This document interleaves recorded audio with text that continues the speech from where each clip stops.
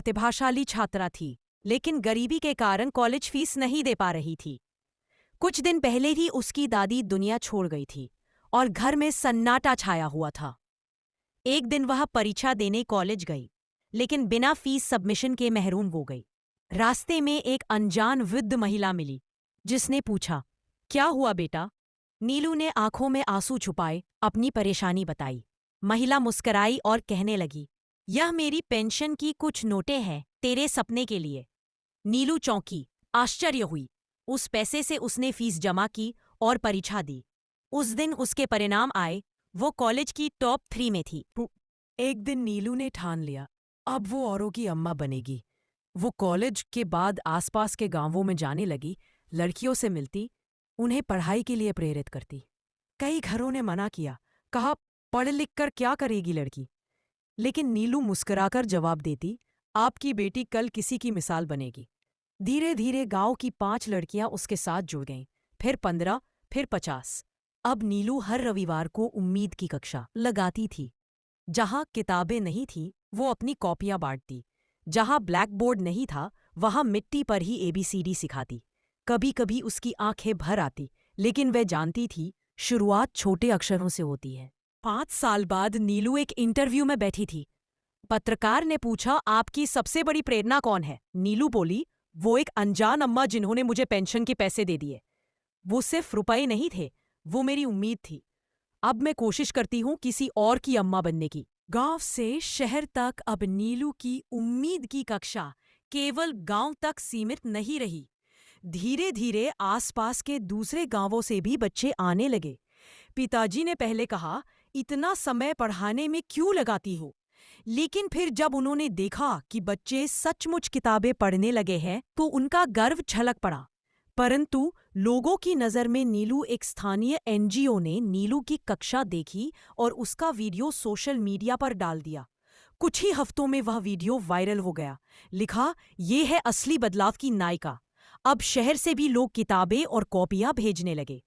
नीलू का सपना, एक असली स्कूल। नीलू ने मन ही मन ठान लिया, मिट्टी की कक्षा अब पक्के स्कूल में बदलनी है। उसने सरकारी दफ्तरों के चक्कर काटे, अर्जियां दी। कभी किसी ने ध्यान नहीं दिया, कभी फाइल दब गई।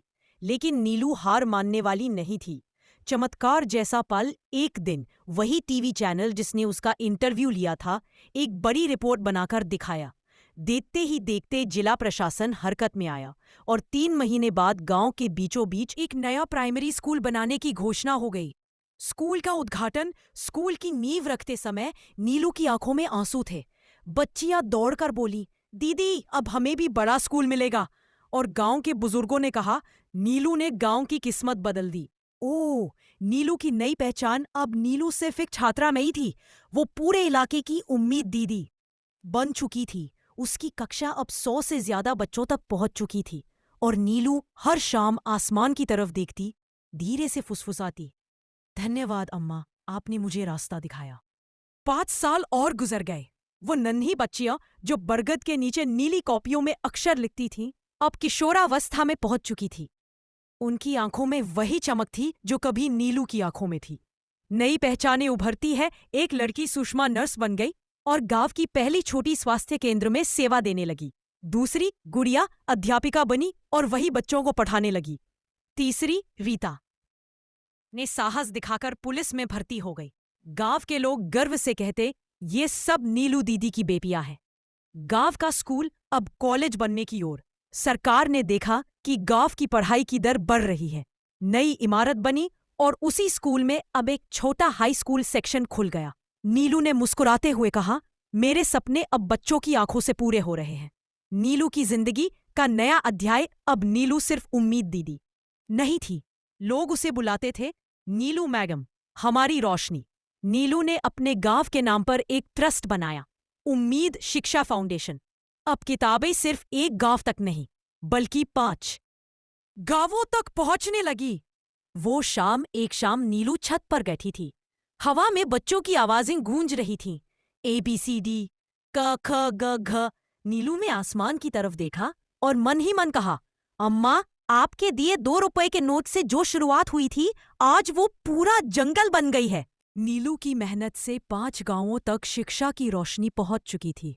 लेकिन उसका मन यही रुकने वाला नहीं था। उसने सोचा, जब ये 5 गांव बदल सकते हैं तो पूरा जिला क्यों नहीं। वह अपनी फाउंडेशन उम्मीद शिक्षा फाउंडेशन को रजिस्टर करवाने शहर गई। कई दफ्तरों के चक्कर लगाए, फॉर्म भरे और तमाम मुश्किलों से जूझी। कई लोग बोले, गांव की लड़की बड़े काम नहीं कर सकती, पर नीलू मुस्कुराकर कहती, मैं नहीं, ये बच्चों की भूख और सपने कर दिखाएंगे। धीरे धीरे उसकी कहानी अखबारों में छपने लगी। शहर के कॉलेजों के छात्र उसके साथ जुड़ गए।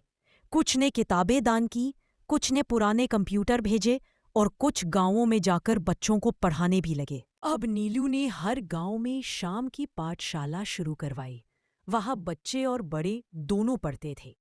कोई खेती से फुर्सत निकाल कर आता तो कोई दूध दूहने के बाद। लोगों की जिंदगी बदलने लगी।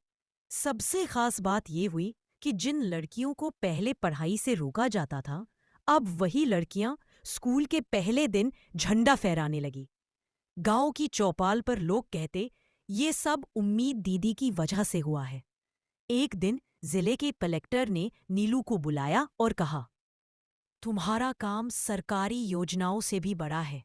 अब तुम्हें पूरे जिले का शिक्षा अभियान संभालना चाहिए। नीलू की आंखों में आंसू थे, पर दिल में नया जोश। उसे लगा जैसे अम्मा की आवाज हवा में गूंज रही हो। नीलू, तूने सच में उम्मीद को हकीकत बना दिया। और अब नीलू का सपना था, हर बच्चे तक किताब, हर दिल तक उजाला। नीलू का उम्मीद शिक्षा फाउंडेशन अब पूरे जिले में जाना जाने लगा था। गांव-गांव में शाम की पाठशालाएं, बच्चों के लिए किताबें और युवाओं के लिए प्रशिक्षण केंद्र खुल चुके थे। लेकिन नीलू का सपना और बड़ा था।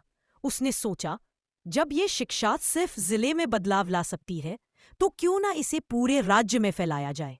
उसने अपने काम की रिपोर्ट तैयार की और राज्य की राजधानी जाकर शिक्षा मंत्री से मुलाकात की। मंत्री पहले हैरान हुए कि एक साधारण गांव की लड़की इतना बड़ा अभियान चला रही है, मगर नीलू ने आंकड़े, बच्चों की प्रगति और गांव वालों के अनुभव सब दिखाए। मंत्री बोले, तुम्हारा मॉडल पूरे राज्य में लागू होना चाहिए। यह नीलू के जीवन का सबसे बड़ा मोड़ था। अब सरकार ने उसे राज्य स्तर पर शिक्षा ब्रांड एम्बेसडर बना दिया। नीलू अखबारों, टीवी और रेडियो पर आने लगी, लेकिन उसके चेहरे पर अब भी वही सरल मुस्कान और विनम्रता थी। गांव लौटते ही बच्चों ने उसका स्वागत फूलों से किया।